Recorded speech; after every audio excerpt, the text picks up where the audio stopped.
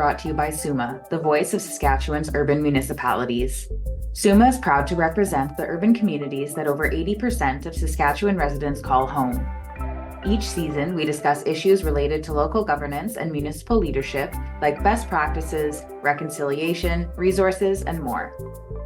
In this bonus episode, SUMA's CEO, Jean-Marc Nadeau, speaks with Chief Marshal Robert Cameron about the development of the Saskatchewan Marshals Service. After a comprehensive search and hiring process, Robert Cameron was appointed as the Chief Marshal of the Saskatchewan Marshals Service effective January 1st, 2024. Robert began his law enforcement career with Ontario's Ministry of Natural Resources as a peace officer, and in 1989 he went on to join the RCMP. Throughout his career with the RCMP, he took part in a variety of policing activities, such as overseeing provincial support services, which included emergency response teams and police dog services. Robert retired at the rank of superintendent from Saskatchewan's F Division in 2018. Following his retirement, Robert joined the Saskatchewan Ministry of Corrections, Policing, and Public Safety as Executive Director of Policing. In 2019, he became Assistant Deputy Minister of Policing and Community Safety Services in the ministry, where he oversaw the launch and operation of Saskatchewan's Provincial Protective Services branch. So welcome, Chief Marshal Cameron, and thank you for joining me on this conversation. Yeah, no, thanks for having me today, JM, and glad to be here. All right, so the Government of Saskatchewan announced the creation of the Saskatchewan Marshals Service in 2024 with a targeted operational date of 2026.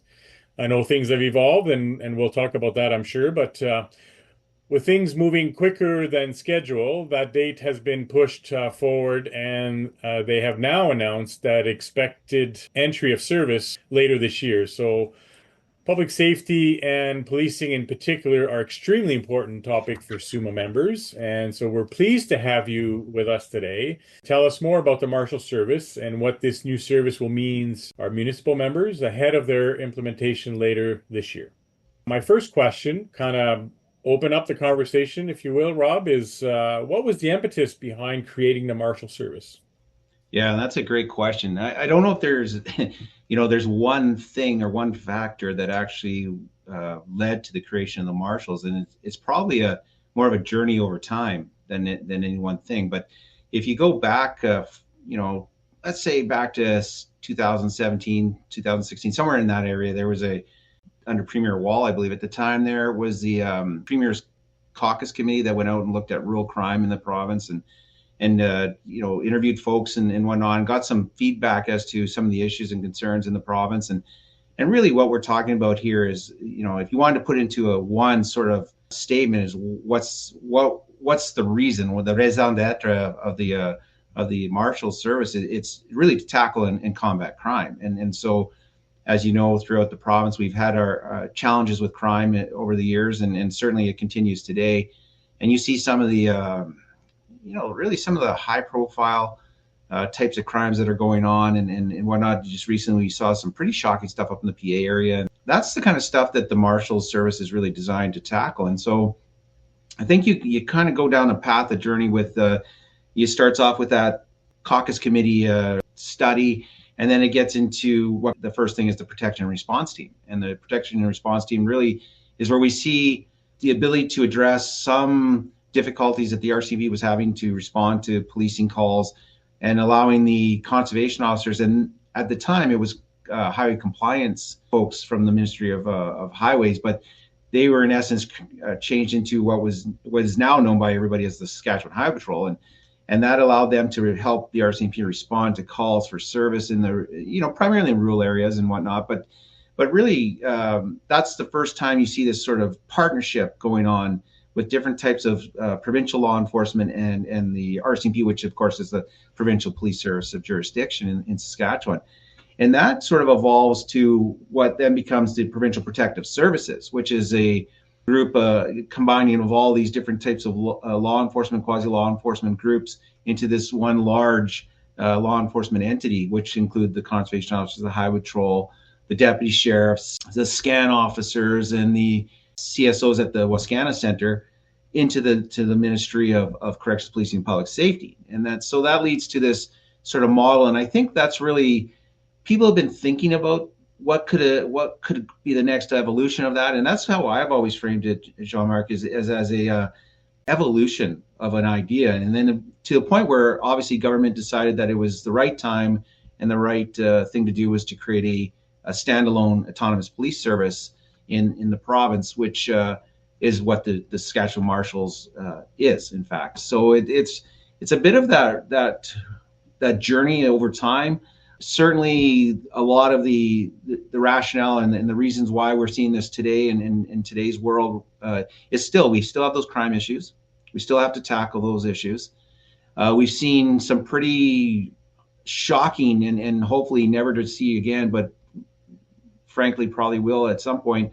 But you see the James Smith tragedy and how that led to a real I think desire to have some more presence, enhance that policing presence in the province. And so that becomes that and a variety of other things, the impetus to really see the Marshal Service created. And of course, it was announced in 2022, as you correctly noted. And that really, to me, seems to be the journey, I would call it, of how did we get from where we were in, let's say, 16, 17 to now where we see ourselves in 2025.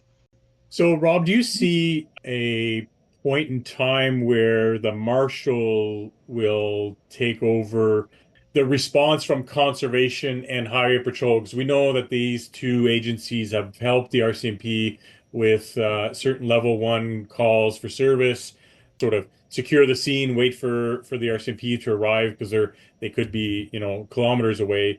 So do you see the Marshal kind of taking over that additional service that the RCMP was benefiting from, or will they all continue and everybody will continue working hand in hand? Yeah, and so I see that as a sort of a yes and no answer in a way, and let me explain what I mean by that. Is the Marshal Service is a police service specifically designed to provide assistance and enhance policing presence and to all of our law enforcement partners. So primarily police services of jurisdiction. But I think that you will see the Marshals become probably a first line of call at some point for when there's a need for assistance, particularly in those very large events or events that are demanding a lot of police experience, a lot of police techniques or skills. And certainly the Marshal Service as a police service are fully trained police officers. But I don't think that negates or minimizes the effectiveness of also having the COs and the highway patrol, for the large part, provide that as service when required. Maybe it will decrease to some degree, but I think it's sort of in the world we're in today. We really do recognize the fact that we need all hands on deck, and that's certainly an opportunity to have additional resources when those really bad situations occur. And maybe a lot of people aren't aware of this, but during James Smith, and at that time I was the Assistant Deputy Minister of Policing and the Commissioner for the Provincial Protective Services. But I actually had sent 39 resources to James Smith from the PPS because it was such a demanding situation. And I know from your own experience, you would understand how much goes on in an event like that. That's an incredible amount of tasks and things that have to be done just to secure the scene, never mind do the investigation. So I don't think that's something we'll see change. I'm not encouraging it to change. I think there's a place for all of that. It might take some of the demand off the PRT model, if you will, but certainly I think it's a valuable tool. And like any, if you were a carpenter and you don't throw out one tool because you got a new tool. I mean, the reality is that you can probably use them all to do the right job. Just for our listeners, maybe explain what PRT stands for. I know the answer, but if you can maybe explain that. Yeah, for sure. So PRT is the acronym we use for the Protection and Response Team. And it was the original model of combining COs and now what we call the Highway Patrol into this model where the RCMP could utilize them for response when they were either short resources or there was multiple incidences happening or things to that effect. So, Rob, where will the service members be headquartered? Yeah, so we'll have footprints in multiple areas, but our provincial headquarters is in Prince Albert, Saskatchewan. So that's our provincial headquarters. My bureau, the Chief's Bureau, resides in Regina currently, and then we will be looking at what we call a regional model, which will see additional operational regional headquarters in different locations as time progresses. And we're still working through the nuts and bolts of that, where we're going to put these offices, and we're getting pretty close. But as you can imagine, there's a lot of consultation to do with leadership and of different communities, and also there's the logistical part of setting up offices. But that's primarily how we'll look. So you'll have a provincial headquarters in PA, you'll have a variety of regional headquarters that will be operational in nature, and you'll have, of course, the Chiefs Bureau here in Regina. We've also got administrative footprints in Regina and Saskatoon currently. So you expect that to grow as well, the administrative footprint, or will it be, because I mean, coming out of COVID, we've sure known and learned how virtual workspace are valuable, right? In fact, I'd say invaluable, because if we don't rely on them, we're falling behind. So do you think the administrative footprint will be sort of permeated across the province, or mainly in those two big centers? Well, I think right now it's the administrative support, what we call operational support services. We've built it to what it needs to be to support what we'll have as the enforcement side of the house. So I think we're in a good position now, and we spent an awful lot of time building the foundation, if you will. And if you think of it as building a house, the foundation is the most important part. If you don't build a solid foundation, the walls crumble and things like that. So we really spent the time and figured out what we needed, and we did it from the point of view of only establishing what we would actually need. And so I think our footprint for the operational support side might be some slight variances back, but really we're set and ready to go. And that's one of the reasons we're moving quicker than anticipated. I don't see it growing much more than what it is currently as of today. And we, of course, that's going to support our 70 officers, and they'll be distributed around different areas in the province. From the smallest villages to the largest cities, every day your urban municipality supports you. The water that travels from tap to sewer, the emergency services that keep you safe, the parks, libraries, and rinks that you enjoy, our cities, towns, villages, resort villages, and northern municipalities are urban hubs bringing people together. We are urban. Celebrate your municipality as part of the urban family. The next question has to deal with how do you incorporate your members and how they serve the communities, and how that's going to work with RCMP and then police services at the municipal level. I'm talking about Saskatoon, Regina, Weyburn, all those smaller agencies. So how do you see the Marshal Service sort of incorporating, their work? In my days with the RCMP and being detachment commander, I mean, I worked very closely at the time was Dakota Ojibwe Tribal Police Service. Mm-hmm. Now it's called the Manitoba First Nation Police Service. And so we were really incorporated and working really closely together. How do you see that happening here in Saskatchewan? Yeah, and Jim, it's really no different than that in the sense that, because you've got the experience, how JFOs, Joint Forces operations work, and you've got a lot of experience in that. And so, but for those that don't, it's very common in the policing world to have these JFOs or task force, or they go by a variety of different names, but to work with other police services and really share responsibility for different kinds of files, projects, different things like that. So that's not something new. And we've been engaging with police services now for quite some time, talking to them about how that looks for us and them. And the reality is that, and what I've come to learn is that, depending on the police service, there may be different ways that looks within their jurisdiction. And one of the things I say often, and probably good to clarify for the listeners of this podcast, is that although we have jurisdiction, we are a police service that has jurisdiction in the entire province, but we are not the police force of jurisdiction for any one area. And so it's important that we work with the POJs of the different cities and rural areas, and really focus on how we can enhance their capacity, how we can work together on different things, and what that looks like from a process, protocol, and part of that is setting up, and you'll be familiar with this too, is memorandums of understanding, protocols on how we engage, who are contact points, what kind of work can we do, and it, if you look at the variety of police services in this province, we have the RCMP, which is a very large entity in the province, obviously. You have Saskatoon, Regina, which are major municipal services, police services. But we go down as, frankly, as small as Luseland, where you have a single member in essence. And so we are designed to help all of those folks in whatever way that makes sense to them. Now, we also have the mandate that we can do proactive and autonomous investigations as well. And I can tell you, a lot of our time will be spent on really and this is part of the things that we learned out of the James Smith tragedy, for example, is the individual that did that was on a Parole Act violation at the time and was wanted. And so we have a large variety of individuals out there that are at any one time wanted for tier 1 offenses, and then they kind of go down the line of different levels of offenses. But there's a lot of folks there that are currently wanted on warrants, or they're breaching bail conditions, or they are in first instance they've done something, they haven't actually been caught yet.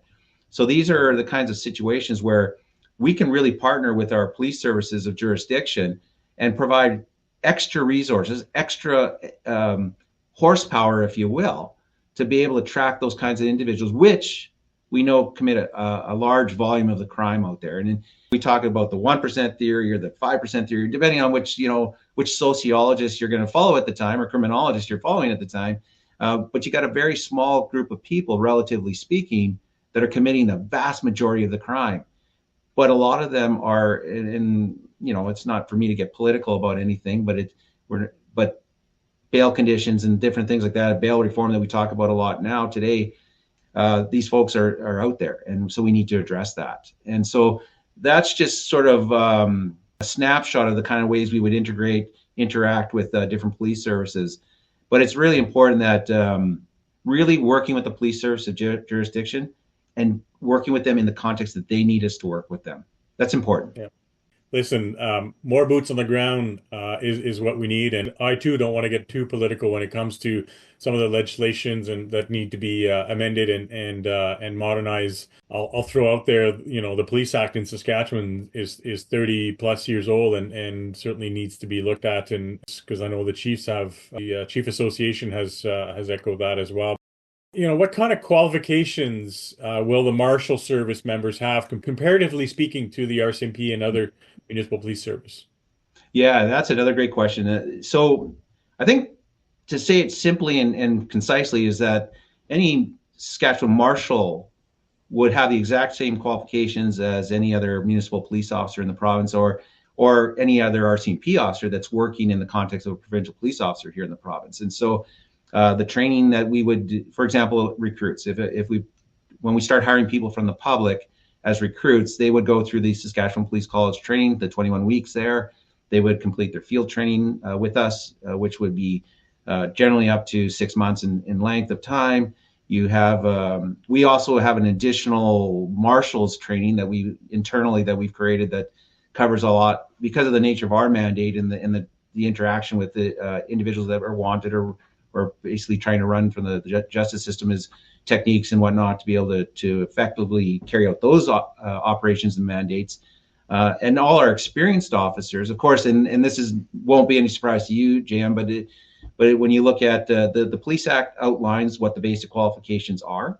So that basic police officer qualification is in the Act itself. We follow that the same as every other municipal police service would, and from there, we go into our own specific training. So one of the things about hiring what we call EPOs, or experienced police officers, is that they've already completed that training academy part, but they also bring whatever length of time they've been in police service, all the training that they've ever gained from a different service or different kind of role that they may have had.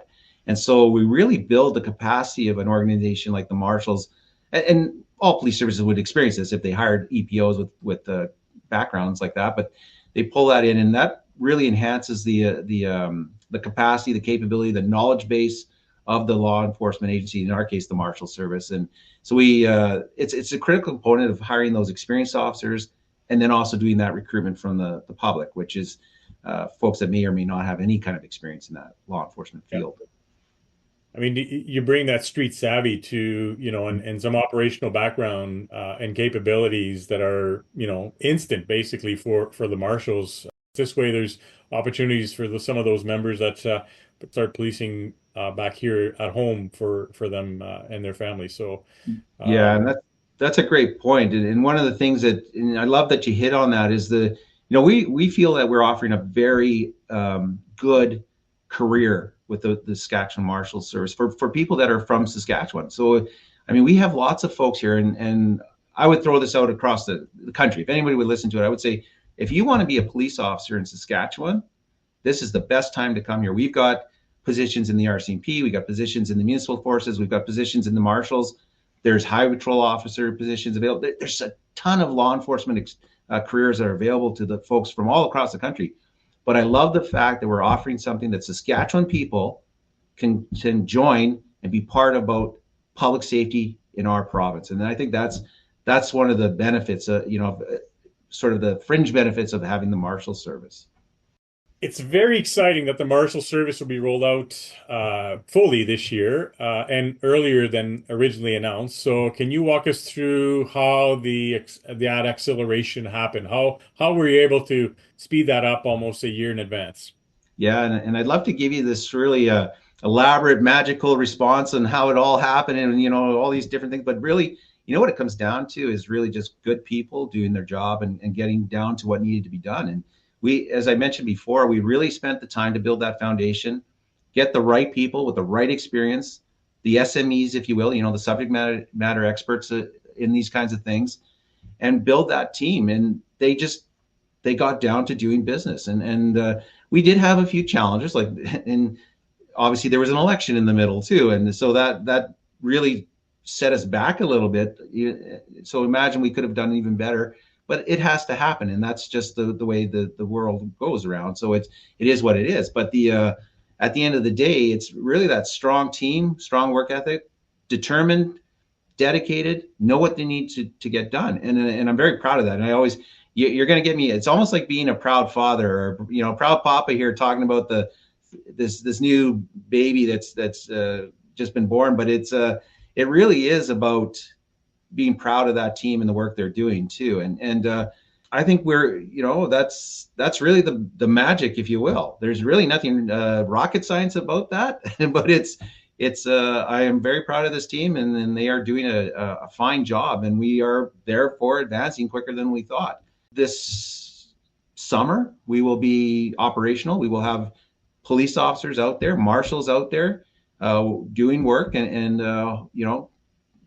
arresting bad guys and working with our partner agencies and improving public safety in the province. And very proud of that too, and very happy that I can, on this podcast and talk to your listeners and say, thanks for your support too, because there was a lot of support that came from different communities around this province that really led to that. And you can't understate how much that kind of support was important to this advancing it quicker. Yeah. Well, you got to take some of that credit, Rob. I've known you for a few years, obviously from our past careers, and you're a good leader. So it was a good choice for you to be named to that job. And we certainly, as representatives of the urban sector, we support the work that you're doing, in a sense that it's putting more boots on the ground, and that's ultimately what our members and generally in Saskatchewan we've been asking for. So kudos for your work and that of your team, and we certainly look forward to working with you and the rest of the marshals as this unfolds and becomes operational. I really want to thank you for taking the time to speak with me today, Rob. This has been an engaging conversation, of course. And as we part, do you have any final comments you'd like to share with our listeners? Yeah, for sure. And first of all, it's my thanks to yourself and SUMA for first of all the opportunity to talk to your listeners. And there's I'm glad that we're able to share more information and answer questions and be part of a conversation, if you will, to educate folks on the Marshal Service and what it's going to do for folks. Really looking forward to and I'm really excited about the fact that this summer we're going to be making a difference to public safety. And I look forward to engaging with the civic leaders around the province and hearing feedback, frankly. Really always think it's important to get the feedback as to things we could do differently, things we could do better, or maybe something we've never even talked about and now we need to discuss it. But again, it's opportunities like this with SUMA and your listeners that make it possible. So my thanks to that. This brings us to the end of another episode of MuniCast. Thank you for listening in. Season 8 of MuniCast is underway, and members of the advocacy team are speaking with their networks on key components of SUMA's core advocacy issues. Episode 1 is out now and features a conversation on community economic development. Episode 2 focuses on public safety and will be released on April 9th. Subscribe to MuniCast wherever you're listening to be notified when new episodes are released. Is your municipality a SUMA member? Did you know elected officials and staff have access to resources, meeting and webinar recordings, templates, and more through the member portal? Each member municipality has one shared login to the portal. Chat with your administrator or contact the SUMA office for more information.